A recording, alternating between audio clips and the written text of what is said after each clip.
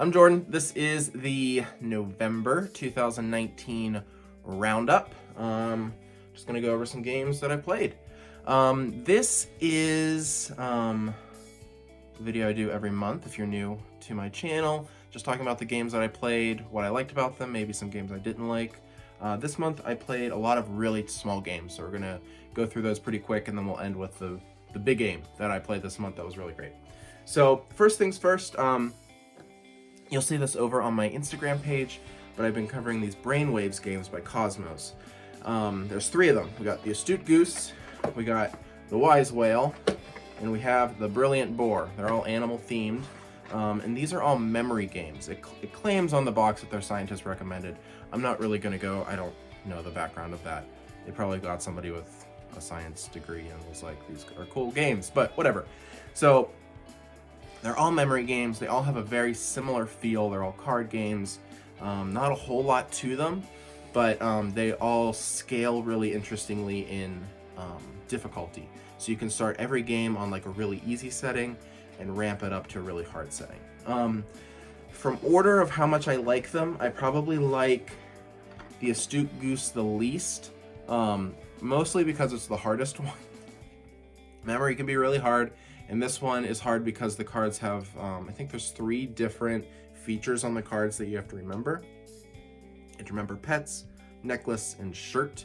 And so even like the types of things are kind of obtuse, like the necklace, sometimes it's a necklace or keys, and sometimes it's a tie or a bow tie or a scarf, and it's sometimes hard to just remember what those are. Colors, of course, of the shirts is really easy, and the pets are easy-ish. But this one's hard just because there's 3 of them. Generally, though, it's a good game. I'm not going to say it's a bad game. It's probably just the hardest one and the one I like the least. The Wise Whale, this one is most like Memory, like a memory match game. If you buy it, just go to Walmart and you get Memory. This one is a grid of cards. You flip over a card and you have to find a card that matches one of the features on the cards. Now, these cards only have 2 features on them. It's either colors or animals, and so it's not too bad. So like this one is a yellow dolphin, so you either match yellow or dolphin. Pretty easy.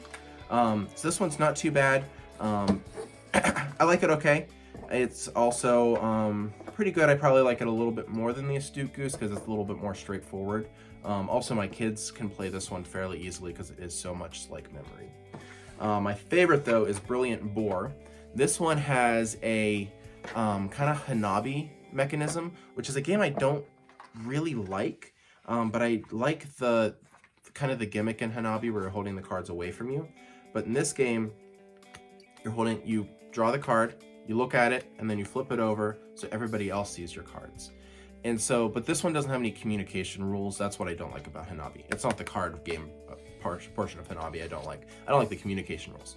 So this one, you are looking at everybody else's cards. So you see what other people have, and you're going to be placing cards face up on the table, hoping that it's going to match a card that's already face up on the table. So if I'm going to play this boar card, I'm going to hope, 1, that I remember it's a boar, and 2, that there's a card down on the table that matches it. So I think it's really clever. I think this one is really cool. I played this one probably the most of them, just because it is, there's an interesting back and forth with the other players. You're not wanting to play a card because you know somebody else will probably play a card on there, but do they remember what those cards are?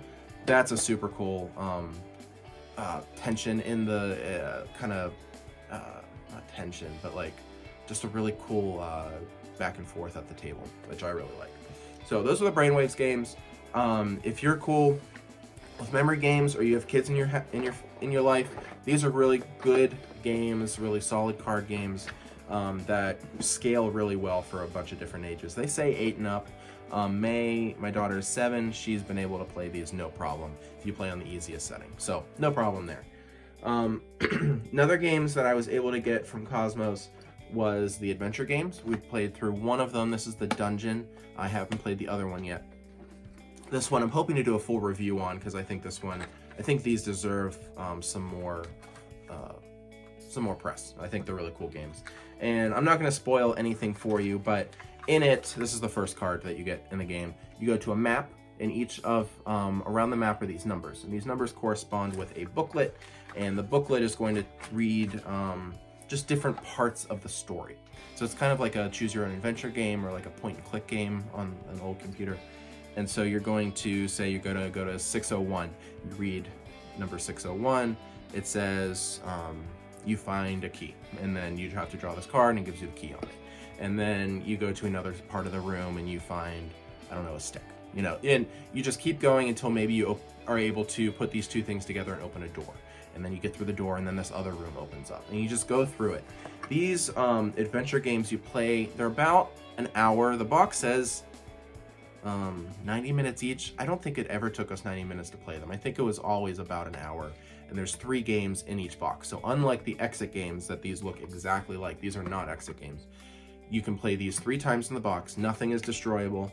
After I do my review, I'm planning on passing this on to some friends that I think would really enjoy it too. So these adventure games are really cool. They're not very expensive and they're great to play. Pass on to some other friends.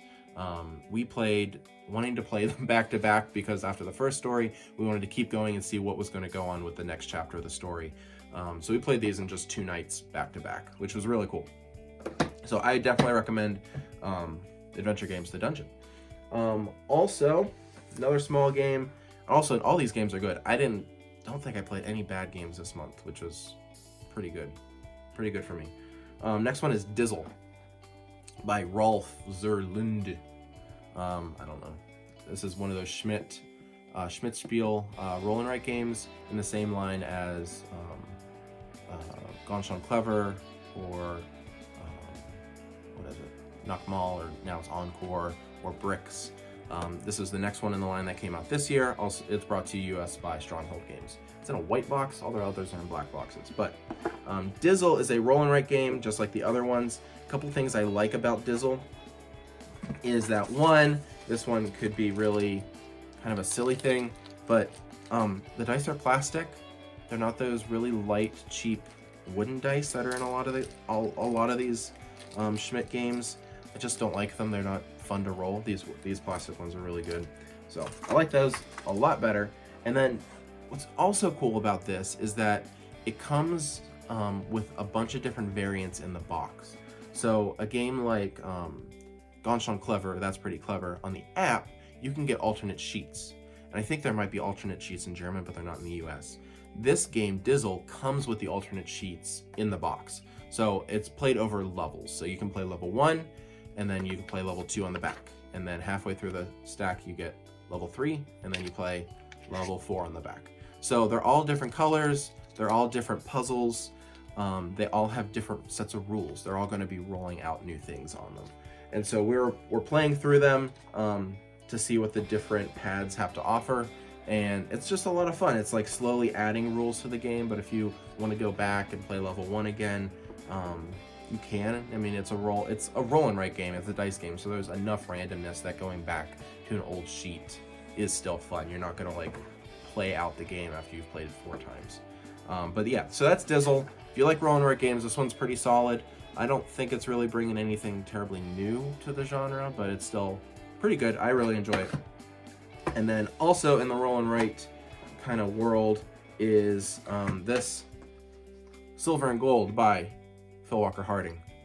Praise be. This is a flip and write game. So instead of dice, you're using cards. That's really the only difference.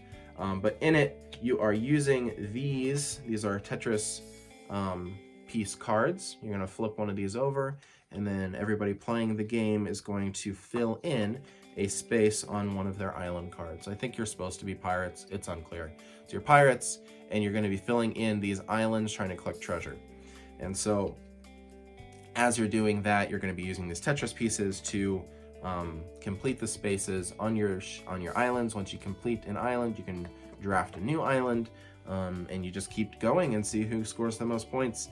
It's like, the box says 20 minutes. That's pretty generous. It's a pretty quick game.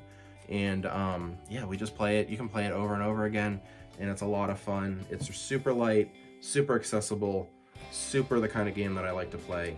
And this game has you write on the cards. They're dry erase cards, and the dry erase markers are super solid. They're not those stupid little cheap dry erase markers. It doesn't have erasers though, which is annoying, but you just use them. What's it called? paper towel. That's cool.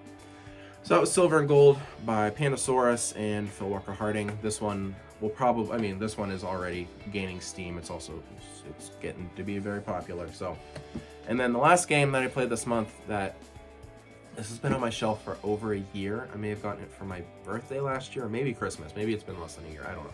But this is Altiplano by Rainer Stockhausen and Renegade Games, art by my favorite Clemens Franz. And this is a bag building game. I've never played a bag building game. I've never played Orleans, the other game that this game is often compared to. This is kind of a bigger, longer game. It took me a while to just kind of like sit with it and, you know, learn the rules and pull it together to be able to teach. So finally did it, and it's super good. I really enjoy it. It did take a while to play the first game, but I think it'll be quicker for future games. But I super enjoyed the bag mechanism, being able to pull out your chits. It was interesting that the chits that you pull out become your actions, and then you allocate your actions on your board, and that's kind of like where the game is. And you do the actions, but I mean, doing the actions isn't, you know, you're just executing what you've already planned. So I think Altiplano is super interesting. I really enjoy it. The production value isn't great. I don't know if there's a new printing of it, but the cardboard is kind of weird. My cardboard felt kind of like it was peeling a little bit already, and I had, you know, just opened it. So I don't know if there's a newer edition of it, but it's ultimately super good game. Yeah, that's Altiplano. I played some really good games in November, so hopefully in December I keep playing good games. All right, cool. I'm Jordan. If you like this video, you should subscribe and like the video, because that's what you do on YouTube. And you can hit the bell, because if you hit the bell, you'll get those really annoying notifications stating that I uploaded a video. And I only do it like once a month, so like, you know, you never know what's gonna happen. It'll be like a pleasant surprise on your ride to work. When you're folding laundry, you can just listen to my, you know, my beautiful voice while you're folding laundry and looking at my basement wall. It's a fake wall, actually. It's not actually my basement wall. So yeah, I'm Jordan with Jordan Plays Blue. That's my November 2019 roundup. I hope you enjoyed listening to me talk about games. Till next time.